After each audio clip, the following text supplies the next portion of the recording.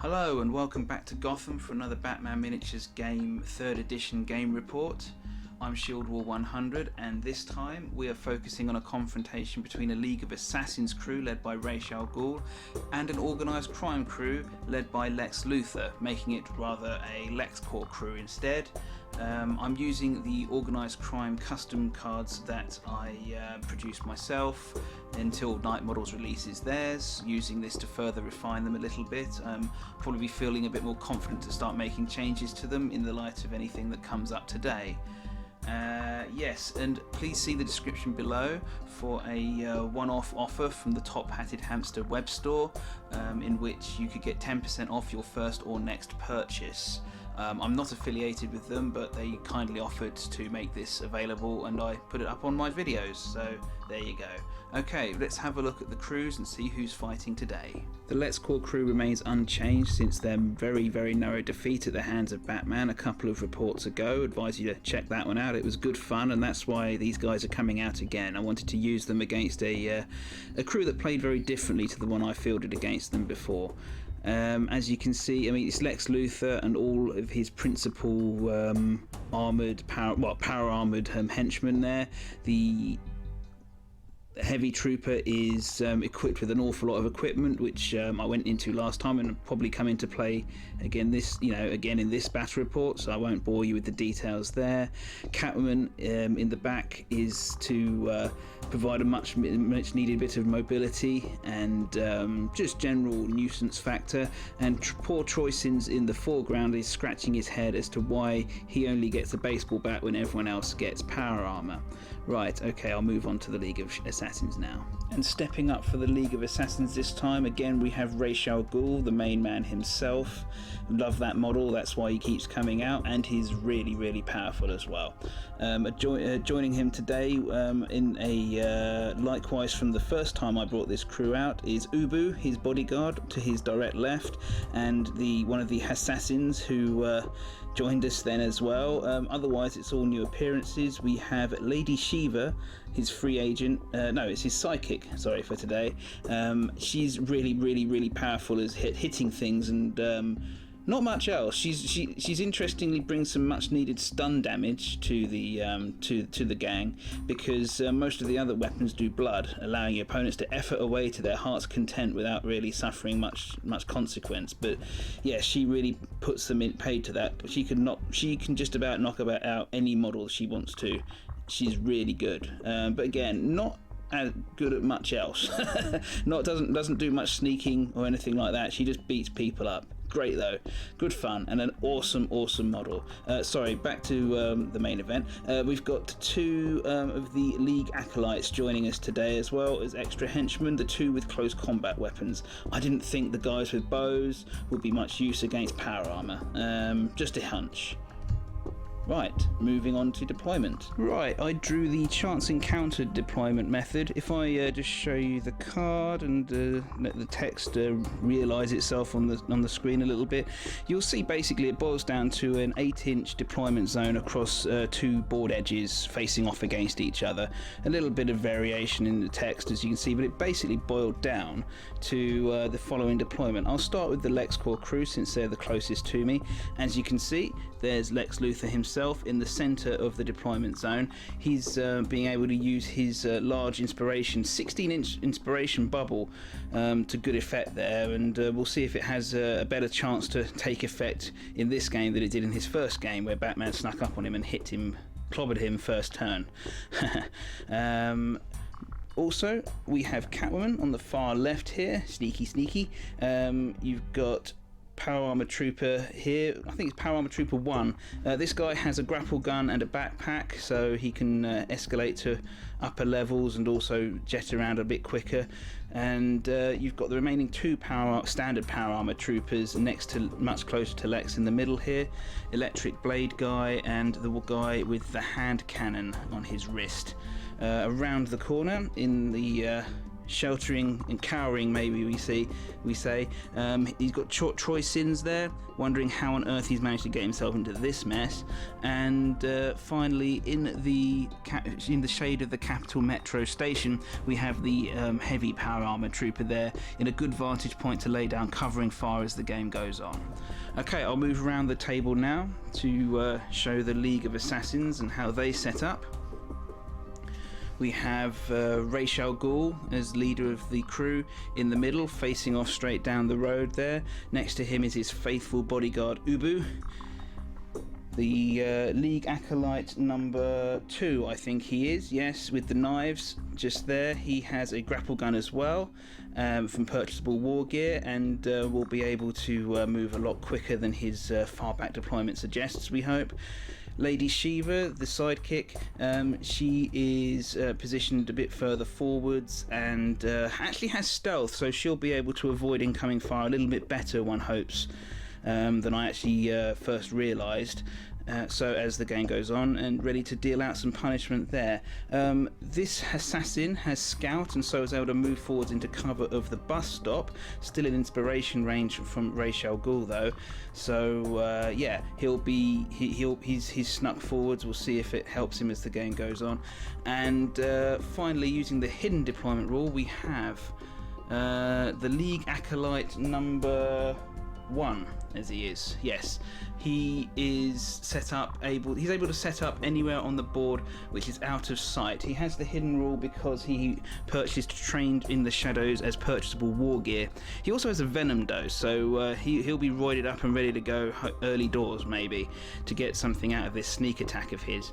And yeah, he'll be able to, he's in a dangerous position for himself and for the enemy, but he's an assassin, so a bit of danger comes with the job.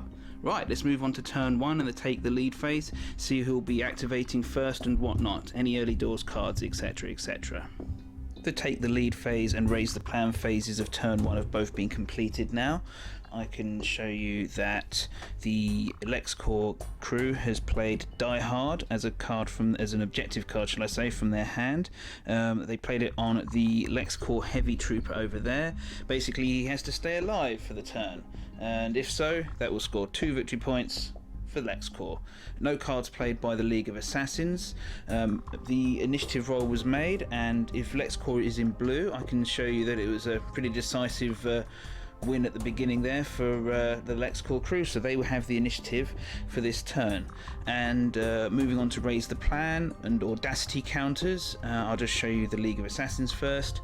You can see Lady Shiva has one, this Acolyte has one, Ra's al Ghul obviously has one, and the League Acolyte who infiltrated via the hidden rule very far ahead, he also got one. Might as well use him while he's there. On the Lexcorp side, you can just see there that the heavy trooper has an audacity marker, as does the finger pointy power armor trooper. Lex Luthor of course has one, and so does Catwoman. Okay, right, on to Lex Luthor's crew for the first activation of the game. Kicking off proceedings, we have Lexcorp Trooper 1 there. He's moved forward his full 8 inches from his position on top of the car and used his inspiration granted manipulate action to put down a suspect marker. Yes, I've got the feeling that the Lexcorp Industries team crew is going to be trying to use that ability to the maximum. Now they might actually get some inspiration in this game. Okay, on to the League of Assassins. Well, no beating about the bush for the League here. They activated League Acolyte number 1, who, if you recall, started just around the front of the capital metro station, and he moved straight around the corner and used his sneak attack ability to devastating effect against Troy Sins here. He put in 2 effort himself, as you can see there. The sneak attack meant that poor Troy couldn't put any efforts in himself, so these extra dice were all counting, and the heavy sword got 2 hits, and the strength die came up as a 5, which does activate the critical damage for this chap here, which means the extra point of bleed gets added on. It doesn't matter, it was overkill anyway, because Troy Sins is unfortunately only endurance 4, and so those 5 points of damage will kill him. Okay, well, in so doing that, if I may just bring you over here quickly. That scores Lazarus Pit for the League of Assassins. 2 points. What they need to do is inflict a casualty or KO in melee more than 8 inches away from any other enemy model, which I do believe that does qualify. Troysin's was in the far end of the deployment zone, and this guy is a little bit too high up. So yes, that is actually scoring. It's 2 points for the League in their first activation. Incidentally, this League Acolyte does have a Venom Dose, which he neglected to use because he's saving it for those power armoured boys. Okay, moving on. Not wanting to be outdone, the Lexcorp Heavy Trooper activated for organised crime next. He used his grapple gun, or jetpack, as you may more fancifully want to call it, to move down here from on top of the capital metro. He's forsaken his vantage point for a line of sight at the League Acolyte, who just announced his presence by cutting up Troysin's. This Lexcorp Heavy Trooper, if you remember from the last game and what I might have said before, his weapons are assault, and he's been given the advanced weaponry upgrade so that he gets the +1 and the -1 to hit cancel each other out. So yes, it was just a bunch of dice hitting on 4s, because that's the defense of this League Assassin Acolyte, and unfortunately for the Acolyte, 3 of the hits got through, and including the strength die, which was always going to be on 2s because the cover is nullified due to the beam rule. There's a lot of rules which nullify a lot of the negatives to this guy's shooting, so it's well worth staying out of his way if you can, but with a grapple gun, much harder to do than otherwise. Yes, unfortunately this Acolyte actually has 6 endurance, so yes, despite being a bit tougher than your average henchman, he is also down and out. In so doing, that scored for the Lexcorp crew from the Organised Crime objective deck Family Ties for 3 points, as you can see there. The criteria I put for this one was that they would have to knock out or take out of action an enemy model that has damaged one of their own models earlier this turn. And yes, so a bit of well placed, well timed revenge there for Lexcorp. Okay, that's that. Moving on. And just an aside, moving back to that just past activation, the Heavy Trooper, with his inspiration from Lex Luthor, was able to place down a suspect marker, as you can see peeking out behind him. I forgot to mention that before, but now you know. Okay, now I'm moving on. Continuing the theme of aggressive movement, League Acolyte number 2 activated next. He's the guy with the grapple gun, if you recall. He used it to move all the way from over here, where his Audacity marker has been left behind by me again, because I keep forgetting to do that. But he's zipped all the way over here and placed down a suspect marker of his own. He had Audacity. He was also inspired by Ghul, so either of those actions would do the trick.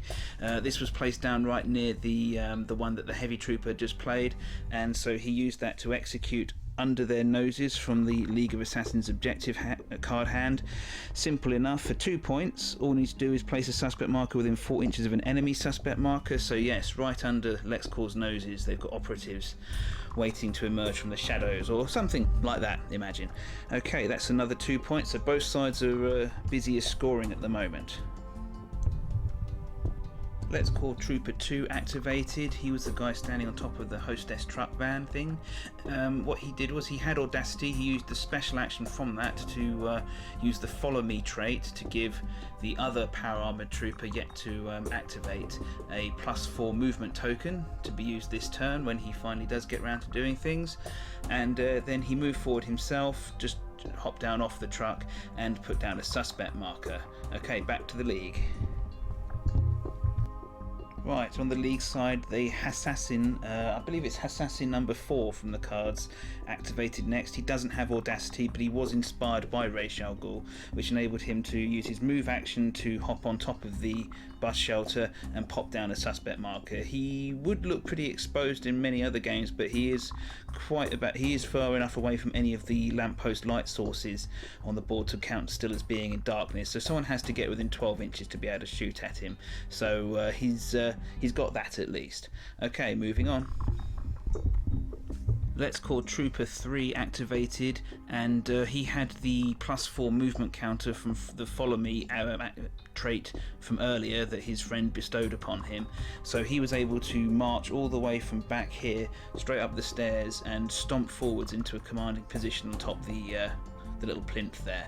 And what he did was he didn't have audacity though. He was inspired by Lex, so he was able to place this suspect marker here, again in close proximity to the League of Assassins one, and that enabled him to play from the Organised Crime hand. Respectable business. We've seen that before in previous games.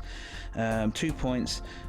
They have 2 suspect markers within 4 inches of an enemy suspect marker, and they may reveal the enemy suspect marker for free having done so. They've got 2 there, so they do meet the criteria. But however, from the assassin's hand as a resource, if you just see there, we got do not deviate from the plan, and for 2 resources, if an enemy model tries to reveal one of your suspects, cancel the action. So I'm counting that as this model trying to do so, of course. And so yes, although they score the card, they don't get to remove the suspect marker. Both sides actually swimming in resource points for this game. I think the Lexcorp crew has 5 and the League of Assassins have 4, which is both above the 3 you'd start normally with. So yeah, they can easily pull some of these extra tricks out of the bag in this game. But yes, 2 more points for Organised Crime, and yes, we got off to a rollicking good start. Lady Shiva was unleashed on the left flank of the League of Assassins side, and she rushed forwards, easily covering the distance. With her adaptable rule, she'd given herself +2 inch movement at the beginning of the turn. She can choose, if you remember, with adaptable you choose movement, attack or defense and get a buff for that turn only on that particular statistic. She gave herself movement thinking she'd need it first. Didn't expect this guy to come quite so close, obviously, but as you can see from the dynamic pose, she decided to put the fisticuffs down on this Lexcorp trooper with the hand cannon.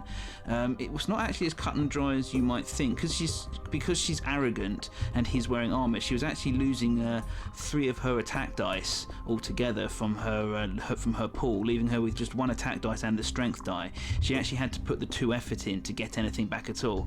The Lexcorp trooper gambled and didn't actually put any effort in himself to reduce her pool in the first place. So yeah, but she was hitting on 2s with a reroll of the strength die due to her precise blow ability. She's, like I said earlier, she's just got all the rules you need to beat the living crap out of people.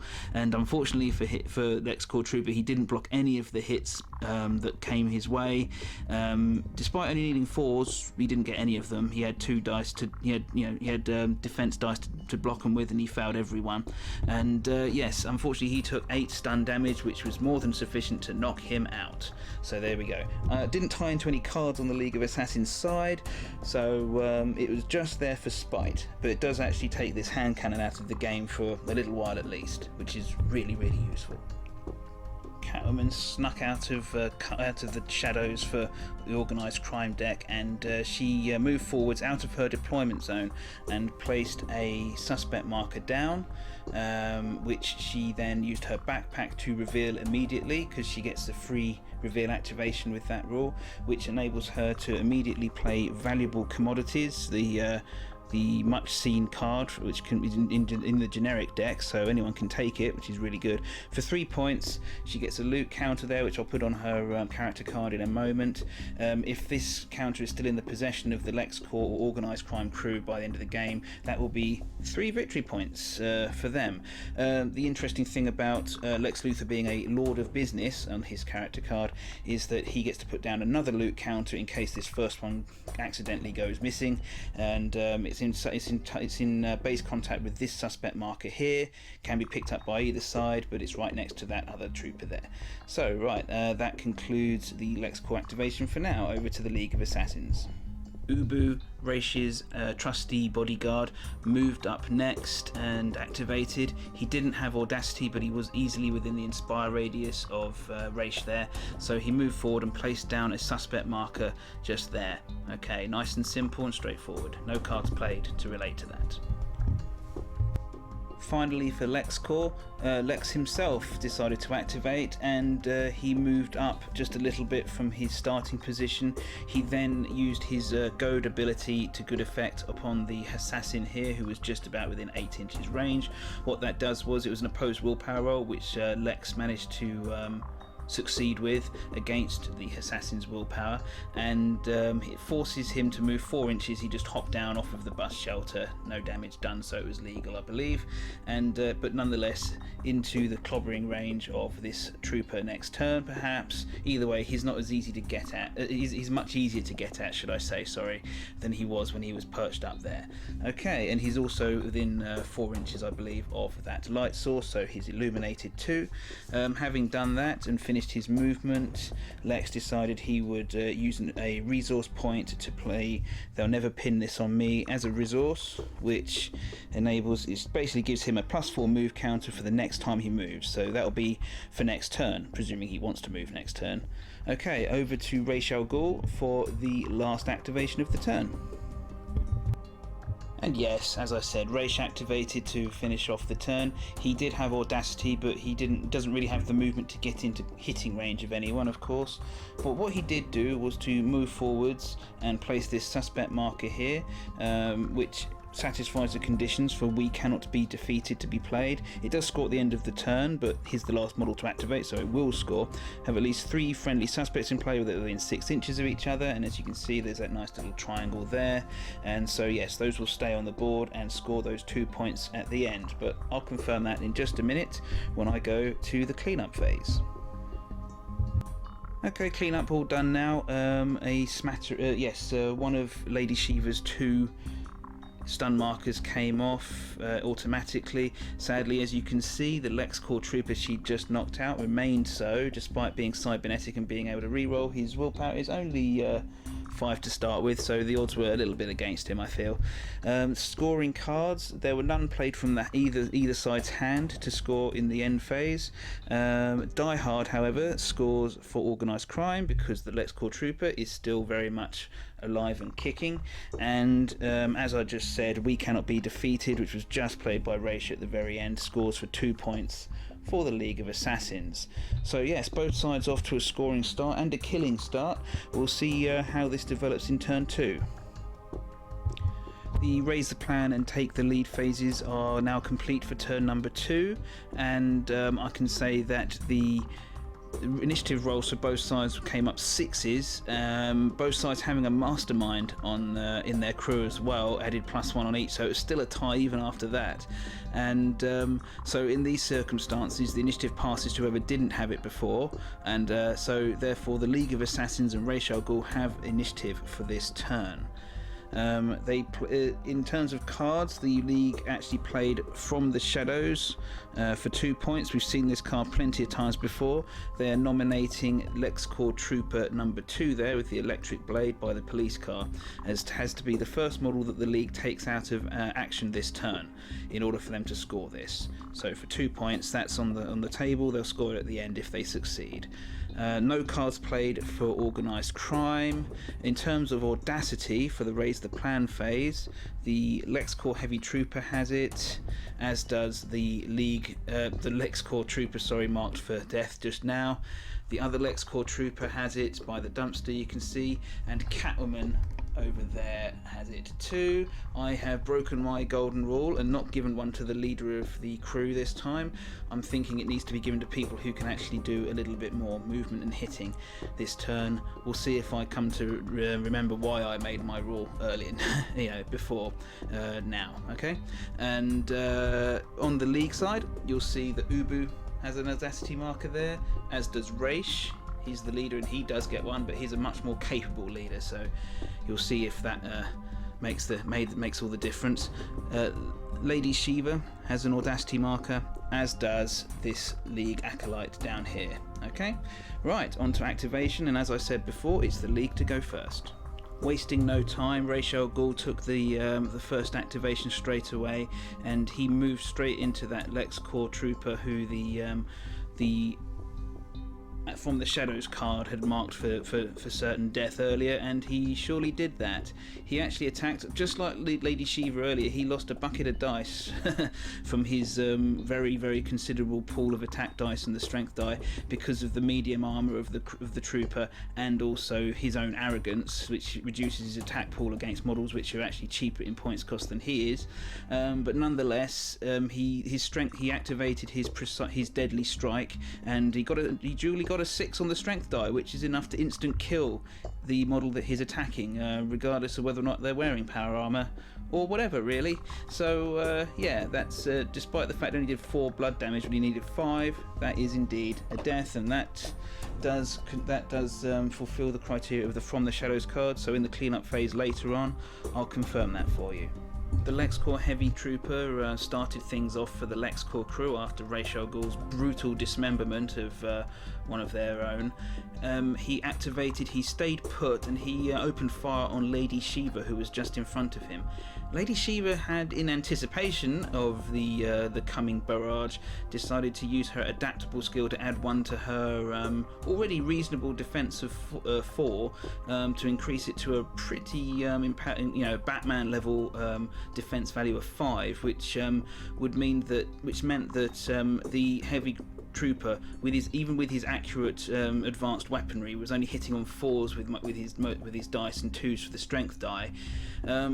In order to address the balance somewhat, from his hand as a resource, the Lexcorp crew played Mob Informant, which grants one of your models can add 1 attack die while within 4 inches of a friendly suspect marker, and he is within 4 inches. He's next to 1, in fact, so he gained that extra dice, and that proved absolutely pivotal in doing the required 8 endurance damage to Lady Shiva. I looked at the die rolls, and it was literally that 1 extra die that came up for it, which did the damage, which put her over the edge. Otherwise she'd have been alive on 1 life left. So yes, this trooper is just he obliterates things. he's on a heck of a roll. One day he'll fail, and it'll be completely to my disadvantage, but yeah, he's done it again. So he did that. In so doing, he played a card from the Organised crime crew's hand as an actual objective. He played Respectable Business again, which came up last turn, which is the one where they have to have 2 suspect markers within 4 inches of an opposing suspect marker. They still fulfill the criteria over here, in fact. So that scores for 2 points for organised crime. It would actually reveal the suspect marker for free, but just like last turn, the League have actually got Do Not Deviate from the Plan again, playing that as a resource as they can. So a lot of cards played this activation to just cancel out the revealing of the suspect marker. So that suspect marker stays there, but it does actually prevent but the points do score for organised crime. Okay, that was a big one. Moving on. The Assassin activated for the League of Assassins next, and he zipped forward from here to move into base contact with Lex Luthor, who goaded him last turn anyway. He doesn't have audacity, so he cannot make an attack, but he was well within the inspiration range from Ra's al Ghul here, and so he decided to place a suspect marker, and by doing so he scored under their noses again for the League for 2 victory points, simply as placing a suspect marker within 4 inches of an enemy one, and yep, there's one just there. So yes, 2 victory points easily scored for the League of Assassins, and he's in base contact with Lex Luthor, meaning that he'll be able to clobber him next turn if necessary, without actually needing to even move into contact to do so. Right, back to the Lexcorp crew. Catwoman activated next, and she shrewdly realised the amount of danger she was in on the street level from the encroaching assassins, and she zipped up the wall of this building using her climbing claws to easily scale it with plenty of movement to spare. She had audacity, so she then put down this suspect marker and played Mob Informant from the hand of the Organised crime crew for 3 points. As you can see, works. We've had this a few times before. There's the text if you want to check it out, but it basically acts very much like the Snitch from the Batman crew deck. Basically, this is now a Mob Informant counter for the turn. It counts counts as a suspect marker. If that mob informant is out of the line of sight of all the League of Assassins models at the end of the turn, when we do cleanup, then that will score 3 victory points for the organised crime crew. So yeah, very powerful card, just like the Snitch, but it can be foiled by certain crews, and very frustrating as well when it is so. But in this situation, all the assassins who can move up and down levels quickly, their grapple gun, well, it's him basically, his grapple gun is charging up, shall we say, so he won't be getting up to a better vantage point this turn, so this almost certainly will score. Right, back to the League. Ubu activated next, charging up the road after his master. He didn't have the movement to get into combat with anyone or near enough to use his gigantic sword. So what he did, he consoled himself, by placing a suspect marker with his audacity. He had audacity, so he had plenty of actions to go around. He then used his special action to inspire fear in the Lexcorp trooper there. Unfortunately for him, within 8 inches of Lex Luthor, these guys can re-roll their willpower test, so even though Ubu efforted to make it harder for the trooper to succeed, he did so. Despite having a relatively puny willpower of 5, he did manage to not be inspired to fear by the hulking bodyguard. But yes, so that's that. There's another suspect marker on the board, and we're over to the Lexcorp crew. Lexcorp Trooper 1 noticed that his boss was in grave peril of assassins sneaking up behind him, and bravely decided he'd jump in to save the day. He moved across, used his backpack's free reveal action to remove the suspect marker that the assassin popped down just now, and then proceeded to use his attack action to beat the living tar out of the assassin.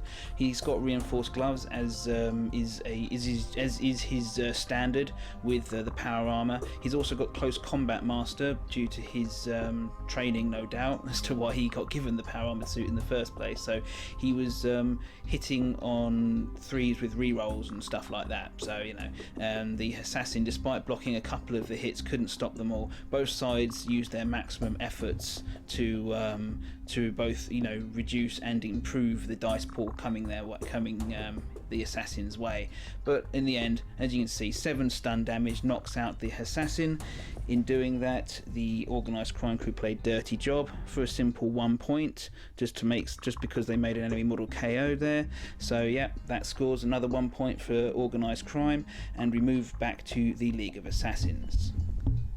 Right, the League Acolyte with the twin knives activated last this turn for his crew, and he jumped down from the plinth looking to end the heavy trooper's reign of terror once and for all. The heavy trooper saw the knives coming and efforted 3 times to reduce the pool down to basically 0 dice incoming. So duly the League assassin decided to put 3 efforts back in, get his strength die back and 2 attack die.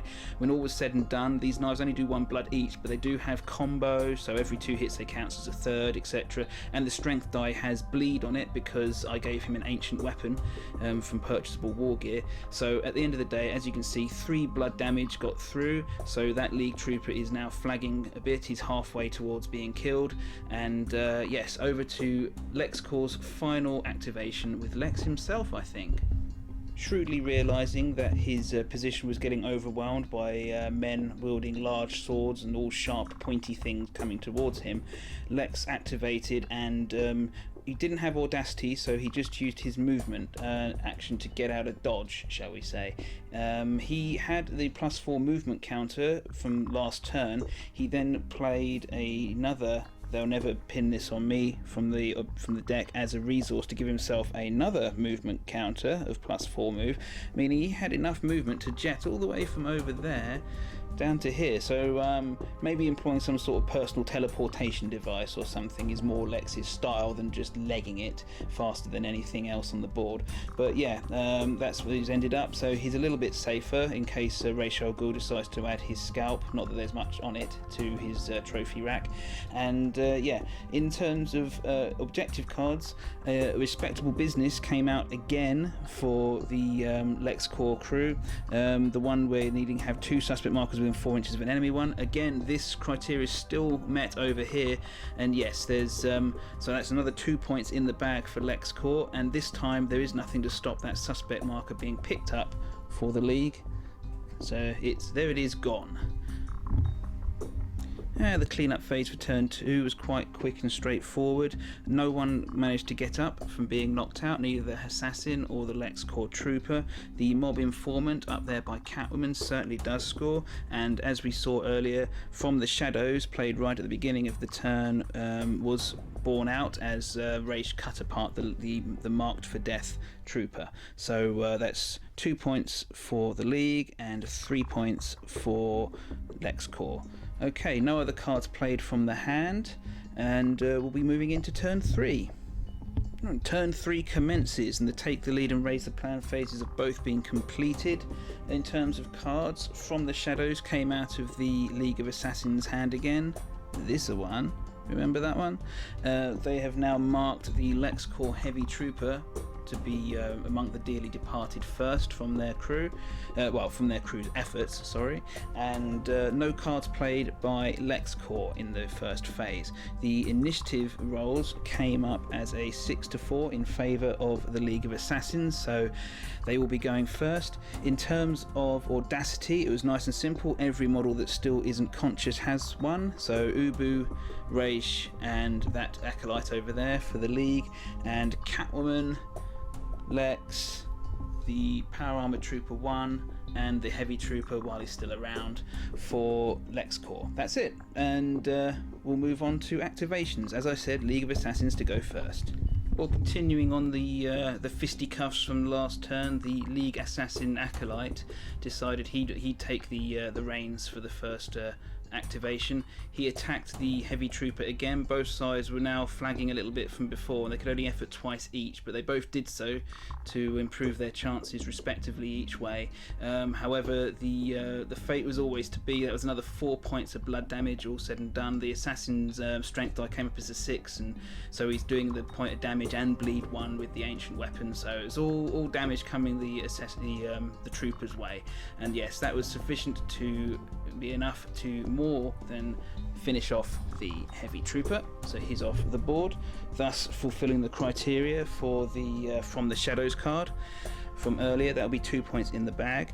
The Assassin Acolyte then also played from the hand of the objective cards We Cannot Be Defeated again. So that's the one where it will score at the end of the turn if at least 3 friendly suspects in play are within 6 inches of each other. So it's trying to bring that into focus. That's how to do. So yes, these are still in the pattern, so to speak, of being within 6 inches of each other. So yep, that'll be another 2 victory points if that comes to pass. Right, let's see what Lexcorp's going to do about that.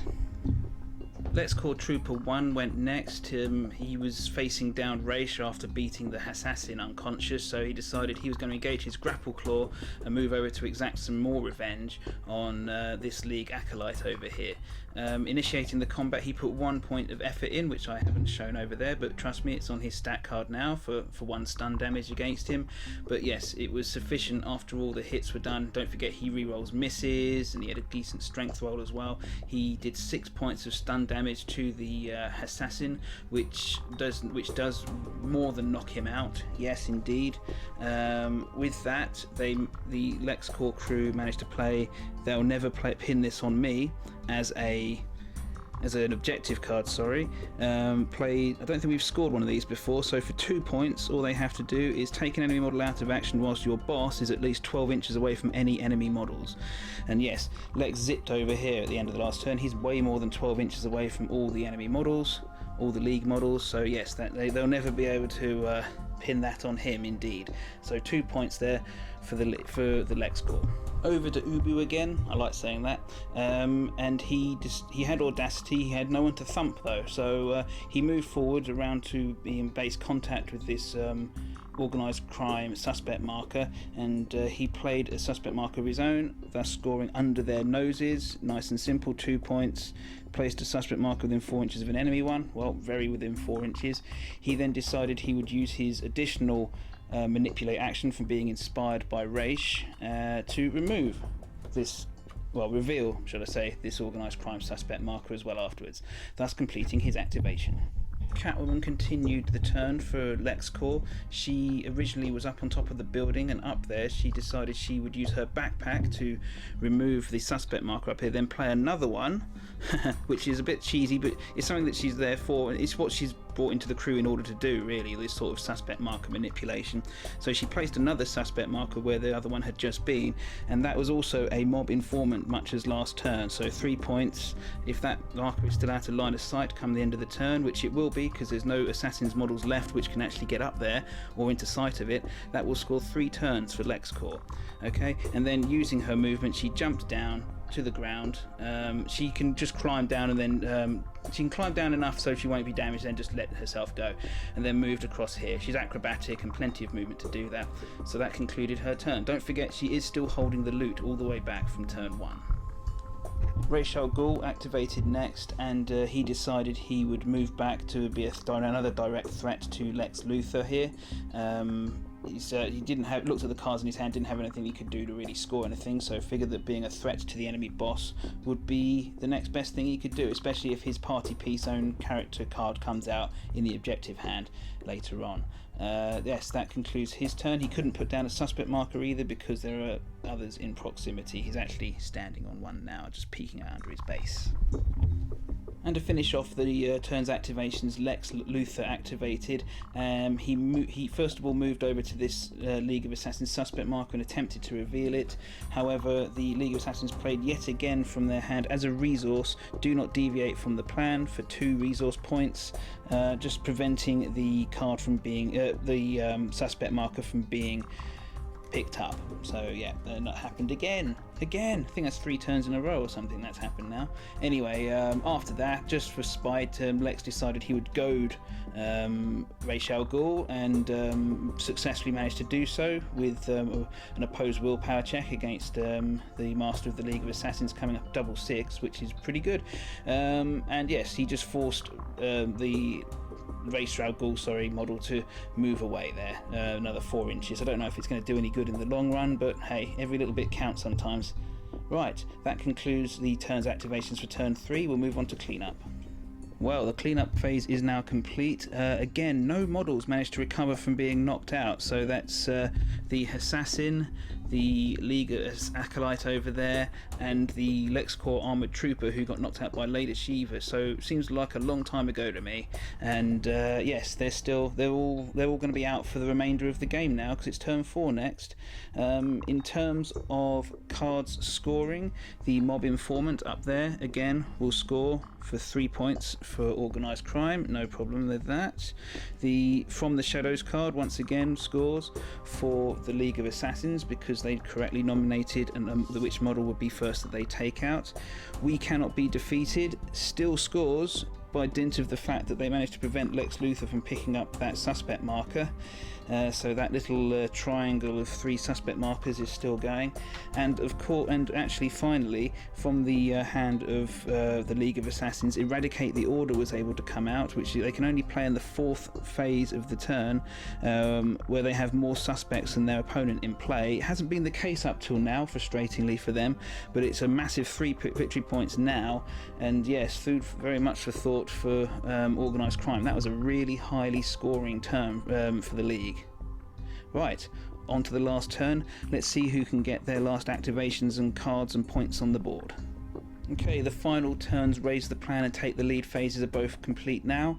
In terms of the initiative roll, I can advise that the Lexcorp has won by 5-2 against League of Assassins. So yes, they will wisely be opting to go first this time. In terms of cards played in the first phase, From the Shadows came out yet again for the League. It's one of their great signature cards and very, very thematic, I believe, for them. And yes, they are nominating Lex Luthor to be the person who gets killed.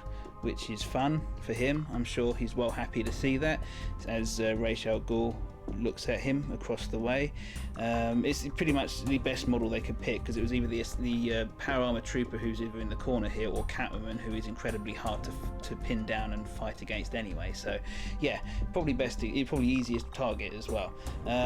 In terms of the Lexcorp's deck, they played Extortion in the first phase. It will be 2 points, and it scores at the end of the round. What they need to do is reveal at least 2 enemy suspect markers this turn. So they set themselves a challenge to do that. Okay, right.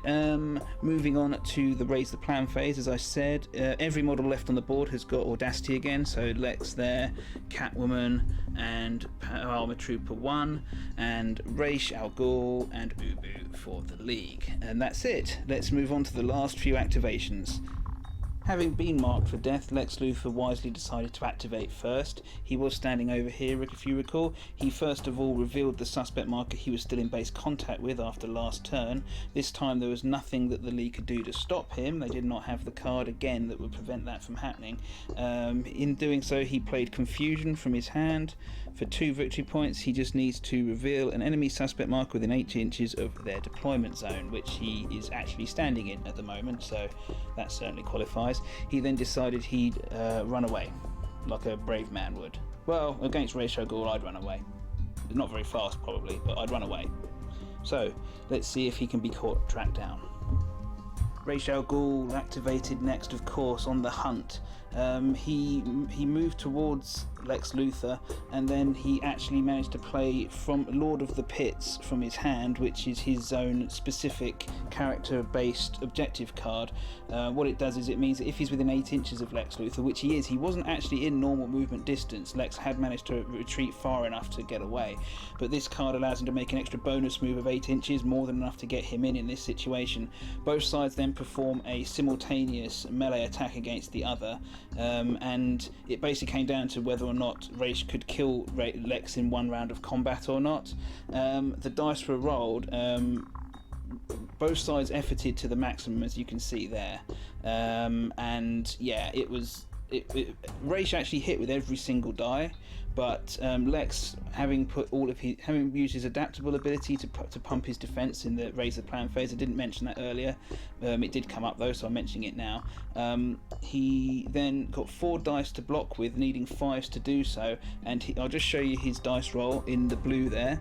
He actually managed to get 3 of those. He needed 5s to block a hit, and he managed to block all bar with 3 of them, which meant that each of those 2 blood came through for the 3 remaining hits, doing 6 blood altogether. And Lex Luthor has endurance 7, so he is not dead. He is just alive by a little sliver, just enough. But as he'll tell you, that's all you need. Probably. I don't know. I don't read him in comics that much, to be perfectly honest. Yes, unfortunately, that does mean that Ra's al Ghul has failed to do the work. That means that this Lord of the Pits card does not score, and it probably also mean that From the Shadows won't score either, because Ubu is way over there. Catwoman up next for Organised Crime. She just vaulted to the top of the bus shelter and removed that suspect marker that was there since the beginning of the game.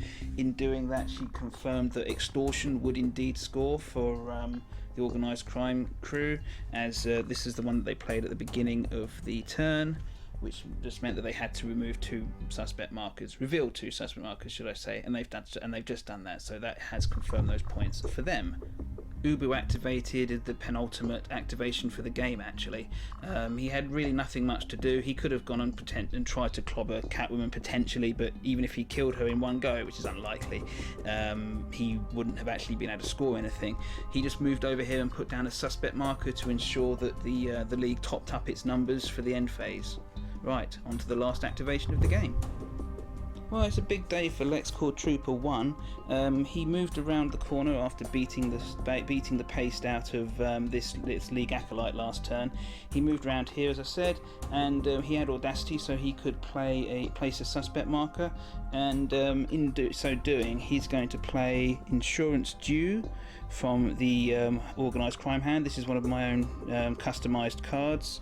It's worth 3 points, and in order to do so, what they need to do is they remove 3 suspect markers within 4 inches of an item of scenery, which they've got one there, one actually on it, and one just underneath that audacity marker, which I'm getting rid of now. There it is. So those three suspect markers were within 4 inches of this plinth. Okay, what that means is any model situated or within one piece of this scenery immediately suffers the fire effect. Well, it's the end of the game, so no one really cares. This guy gets set on fire. Basically, it's meant to represent, for organised crime, it's meant to represent like a handy Molotov cocktail through the window of a shop that didn't pay its dues, so to speak.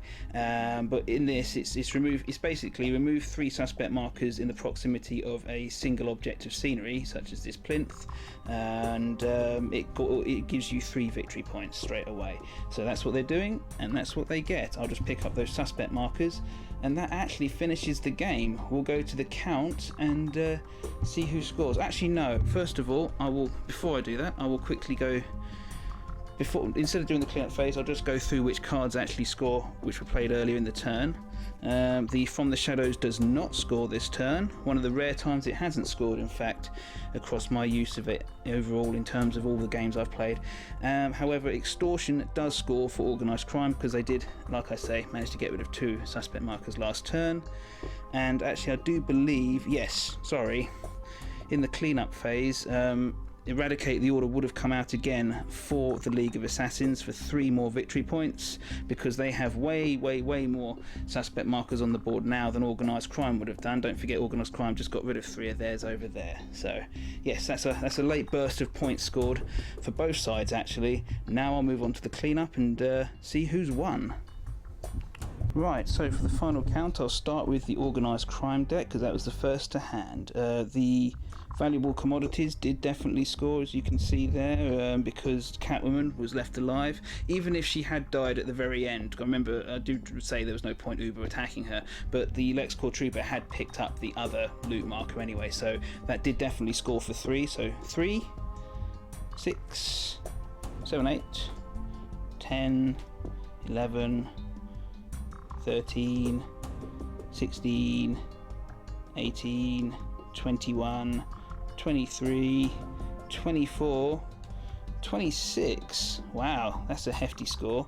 Okay, moving on to the League of Assassins. We'll do 2, 4, 5, 6, 8, 10, 12, 14, 16, 19, blimey, 22. Wow, 22 plays 26 for Organised Crime. That was really close. And turns out that if Ra's al Ghul had just managed to kill Lex Luthor over in the far corner over there, not only would Lord of the Pit scored for 3, but also they'd have scored 2 points from the Shadows card as well. So that really did turn everything in its favour, although there were several points throughout the game where everything could have swung around. I know that. The league did manage to deny a few points by playing those do not deviate from the plans as resources here and there, etc. So there's it was much better showing from Organised Crime this time as well. They really actually had a chance to use their cards, although I think now I'm confident in making a few little alterations here and there, because there's a few cards which simply don't get played that often, or I look at them and I just don't feel that they're ever going to be used. So if that's the case, I think they need tweaking in some respect, and some of them just look a little bit too difficult to play. I think they just might need some tweaking here and there, and we'll see how it goes. We'll carry on play testing them, and that's that. But overall, really massively enjoyable game. I really enjoyed that a lot. I hope you did as well. I'm Shield Wall 100, and I hope you'll look at the other battle reports I've got up on here, and just continue to follow. There'll definitely be lots more of this. I reused one of my previous boards for this game, but I have plenty more configurations. It's fully modular, so just about infinite variety, and that keeps it fun, doesn't it? Okay, well, thank you very much for joining me again, and hopefully see you in the future. Take care, bye-bye.